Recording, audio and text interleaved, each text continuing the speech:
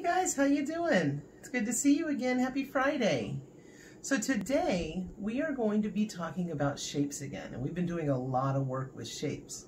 The past couple of days we've been putting shapes together to make larger shapes, but today we're going to be taking larger shapes and taking them apart to make smaller shapes.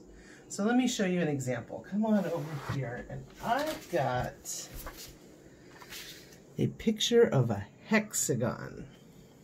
And when I look at this picture, there are a lot of ways that I could take this shape and make it into smaller shapes.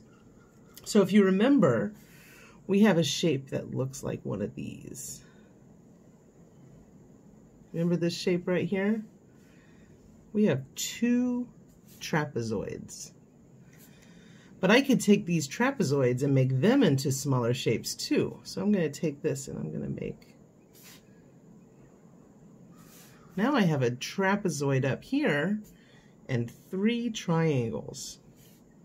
So that's one example. Let me show you another one. Here I've got a little house. Can you tell what two shapes I could make this house into? Well, I hope you see the triangle on top, because that's the easy one to see. And then down here we have a square. So I took that big picture, it kind of looked like a house, and I turned it into a triangle and a square. All right, let's try one more. I got this picture of a castle. I bet you can already see where I can make couple shapes. See those triangles at the top? Just like the little house. So now I got two triangles, but I still got this big U shape. Maybe I could go like this, and now I have a rectangle over here. I can make another one over on this side. So I have a rectangle, and maybe in the middle I'll have two squares. So this is how we take a large shape and make it into smaller shapes. So I'm going to look at page number 675. So you can do this with me if you'd like. The directions say, draw lines to take apart each figure. And this word figure just means the shape. So over here it tells me to show two rectangles. So the way I'm going to show two rectangles is, well, if I cut it this way, I would have a square and a really long rectangle.